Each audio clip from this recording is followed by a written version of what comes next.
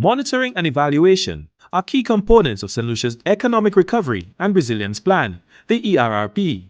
Welcome to the launch of the ERRP website, which brings monitoring, information and opportunities together as we move from pandemic to recovery with collective action.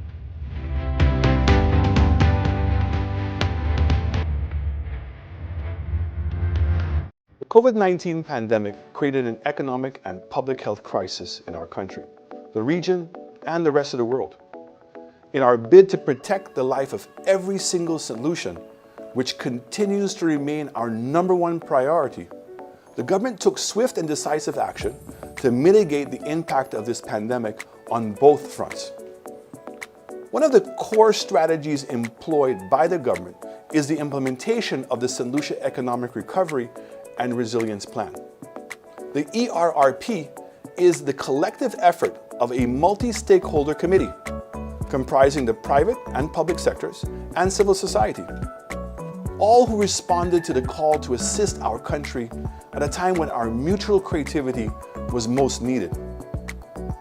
It is a comprehensive response plan that seeks to leave no one or sector behind. The plan focuses on stimulating St. Lucia's economy to ensure livelihoods are protected while supporting the business sector.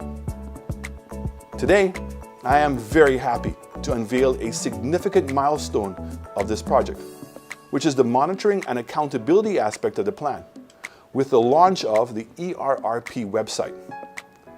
This innovative and responsive website will afford stakeholders and the wider public the ability to monitor the implementation of the various interventions, view progress reports, seek information, or make suggestions for the improvement of the plan. I want to assure every St. Lucian that the government is aware and concerned about the personal impact that COVID-19 continues to have on our citizens.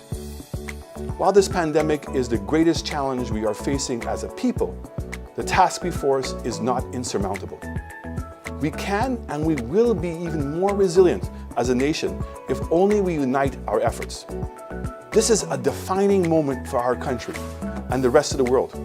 I am confident that we will emerge out of this crisis as a better and stronger St. Lucia.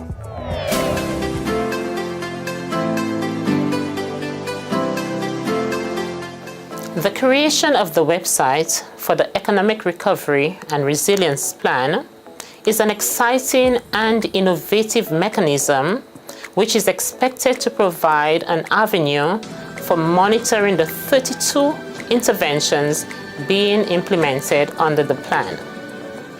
This platform will provide quick and easy navigation of the 3 recovery and 3 resilience pillars, which are geared at safeguarding lives and livelihoods and building a more secure foundation for future growth and development of our economy. The menu of initiatives will provide support to every segment of the St. Lucian society to help us weather the COVID-19 pandemic. Some of the initiatives under the ERRP are aimed at 1. Reducing the contraction of the economy by providing a suite of fiscal policy interventions to enable private sector business continuity, economic growth, and expansion. 2. Driving economic activity through public sector capital investment projects. 3. Protecting the poor and the most vulnerable segments of our society. 4. Accelerating legislative reforms that will build resilience of both the private and public sector. 5. Building resilience in the healthcare system to respond to viral outbreaks and other health crises. And finally, 6.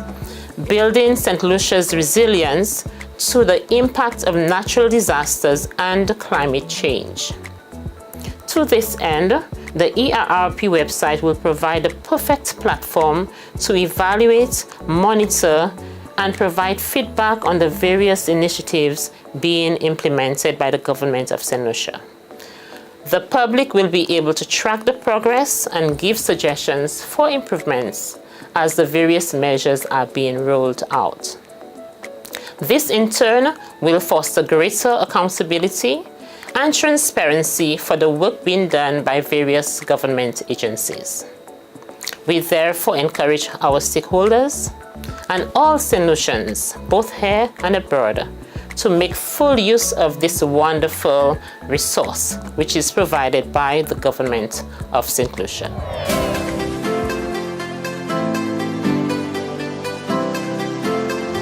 So Pillar 1 focuses on how to incentivize lending to your small, medium, and micro enterprises. It also focuses on how we can repurpose some of the funds that we had for other projects towards and lending to your small, medium, and micro enterprises. And the St. Lucia Development Bank is in the process of going through that proposal. The proposal also saw reductions in duties for PPEs, for instance, because then that would have been a critical component with respect to adherence to the protocol. So my pillar would have focused on that as well.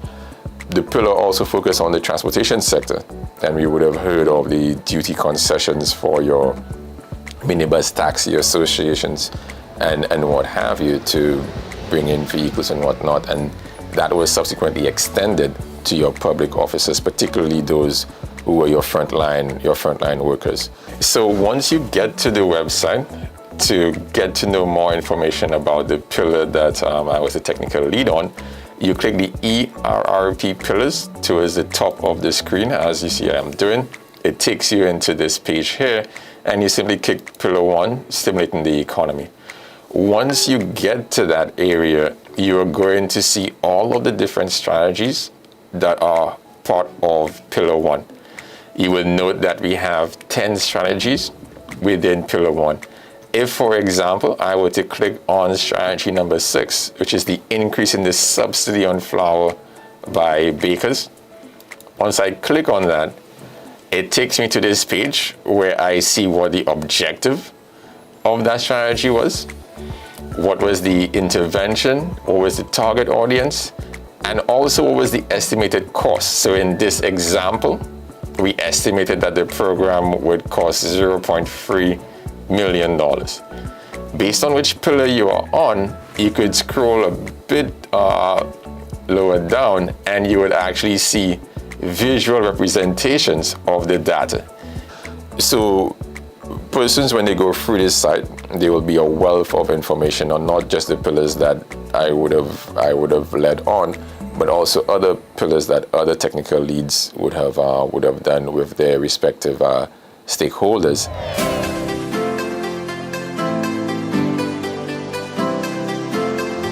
So I'm the technical lead for Pillar 2, which speaks to fast-tracking shovel-ready projects.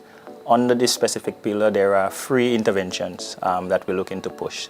So one of them looks at unrolling the ambitious portfolio of public sector capital projects that the government has, as well as facilitating our private sector shovel-ready projects.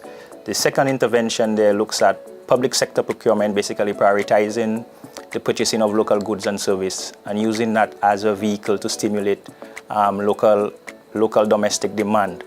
And the other one looks at accelerating the reforms at the DCA, both to unlock some of the projects that we have there, but also to improve overall operational efficiencies.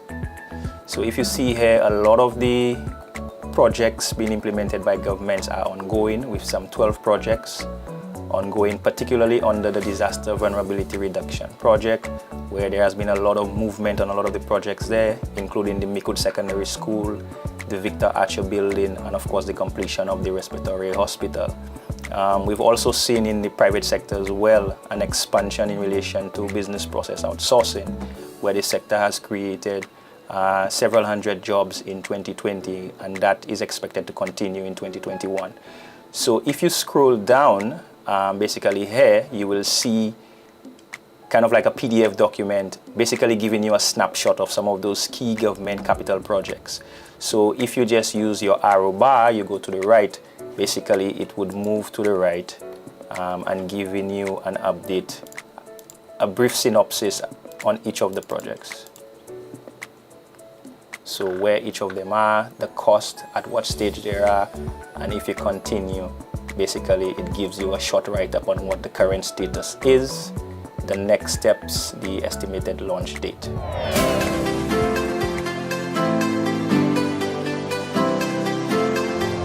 I'm responsible for the social protection pillar, which is really strengthening social protection.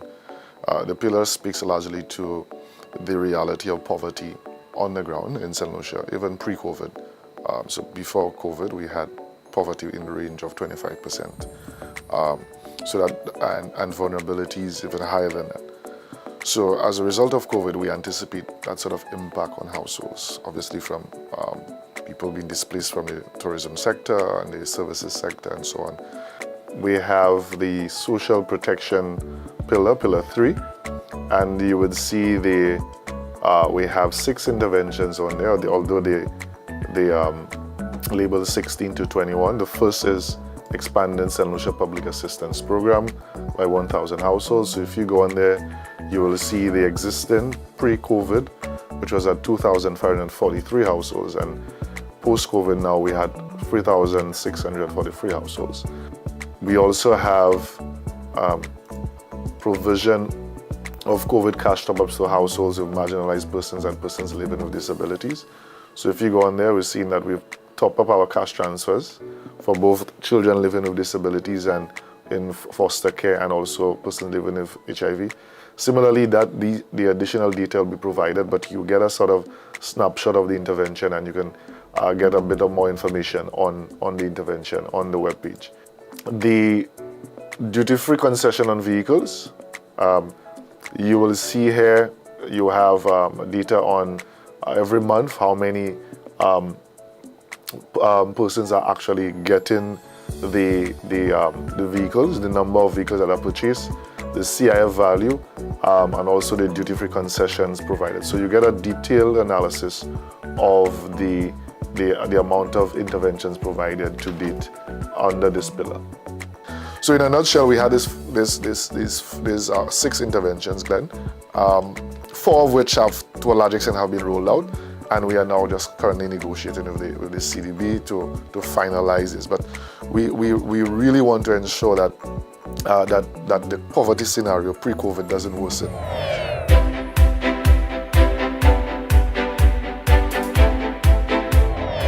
Having a website that is specific to one program or one intent gives you the opportunity to supply as much information as possible to your end user. So it allows you the opportunity to be more focused, allows you the opportunity to craft your content in a manner that pleases satisfies your end users. So here we have the landing page of the dashboard, and this landing page basically gives you all the information regarding the ERP program, as well as quick links to the respective pillars and the other programs involved in the recovery, the response of the COVID-19 pandemic. Now, to access the respective pillars, you could either go through any of the quick links here, or you could go to the ERP tabs. Here, you are introduced to the 6 pillars, the 3 recovery and the 3 resilience pillars. Now, any pillar here can be accessible, so you just click on any of the cards and it presents you all the initiatives under that pillar. Now, the layout of the initiative level is the same throughout all 6 pillars. And when you found the initiative you're interested in, you could select it, and it brings you to another page that gives you more granular detail regarding the initiative. So here you have everything regarding initiative number 22, as well as a detailed status update on that initiative. And we have tables as well as interactive data visualization that gives you an overview of the progress and performance of that initiative. Additionally, the dashboard also provides you with media content regarding the program, supplementary information on each of the pillars as well as the initiatives. You also have information on the technical persons, the technical committees who were involved in putting the program together, as well as continually updating and providing the public with the information they need regarding the program. Also, you have media content, news clippings, video clippings with regards to any particular strategy, so that anyone who's accessing that page and wants an update as to what has been happening, they can get that information right here on the video gallery. The overall layout of the ERP was designed to be very accessible, very informative for any end user who is accessing the information. And it provides anyone with a comprehensive understanding of the ERP program.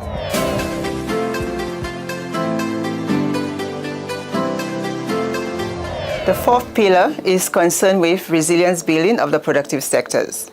As the technical lead, I liaise with many stakeholders within government to ensure that the interventions outlined are implemented. So we have 5 main interventions under this pillar. The first intervention, increase local output, stimulate domestic demand, and strengthen food security. 2 agencies are responsible for this intervention. We have the Ministry of Commerce as well as the Ministry of Agriculture. So for the Ministry of Commerce, the initiatives are concerned with the I Love St. Lucia program. The Ministry of Agriculture supports fishers and farmers with the provision of inputs and subsidies. The second intervention deals with building competitiveness through digital transformation and adoption. And this, of course, is being supported by the World Bank project.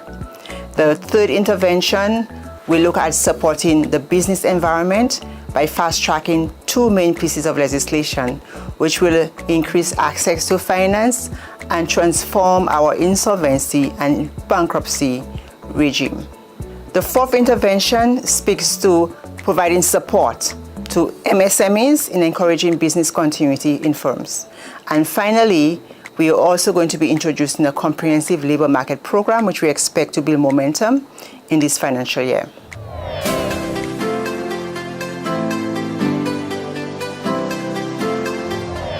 Whilst I am the technical lead on the plan, the agency that's really leading the charge is the Ministry of Health. This is their pillar, and these are all the activities that they are currently conducting and have been conducting for some while. So it's the Strengthening Health Resilience pillar, and under this area we have 5 strategies. So the first one, building capacity of our primary health facilities. We can see here under the Castries Polyclinic that the building is ongoing for the Cuban eye care. It used to be previously at the respiratory hospital. However, it moved to the Castries Polyclinic. Maintaining mainstreaming care for our long-term management of COVID.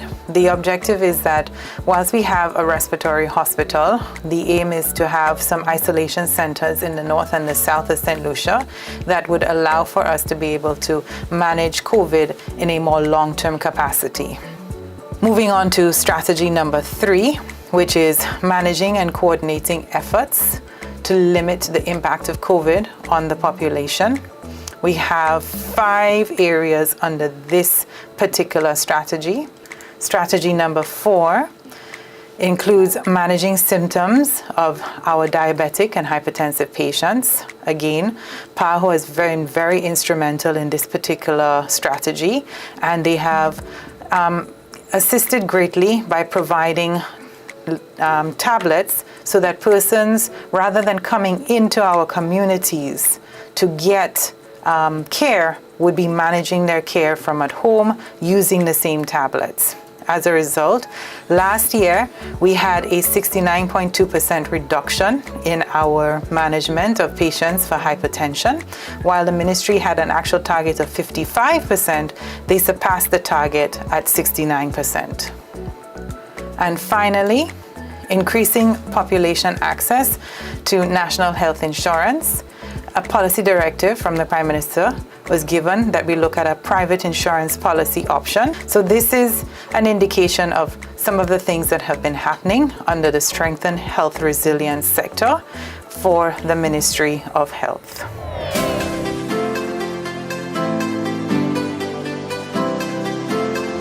The sixth and last pillar in the Economic Recovery and Resilience Plan focuses on disaster resilience building. We felt that, notwithstanding that COVID was the most pressing issue that we were dealing with now, there's also the need for continuing to build disaster resilience. I mean, obviously we live in a disaster belt, hurricane belt. So what we did was that we engaged with the World Bank through the Disaster Vulnerability Reduction Project, and we tried to get resources to provide water tanks to the farming community. We're providing 190 water tanks to farmers. We also saw the need that, hey, not just disaster resilience, but also food security. So this intervention straddles both your need for disaster resilience, but also ensuring food security. So we've engaged with the Ministry of Agriculture, who provided us a list, and that list ranges from persons who are doing livestock farmers, food crops, vegetables, and so we anticipate that this is really going to build the resilience of our farming community and our overall resilience to natural disasters. And when we see, there's also the issue of droughts, not just disasters, but climate vulnerability. And so this is what this initiative seeks to do. For more information on St. Lucia's Economic Recovery and Resilience Plan, log on to the website at www.errp.info for the latest updates and opportunities as we move from pandemic to recovery with collective action.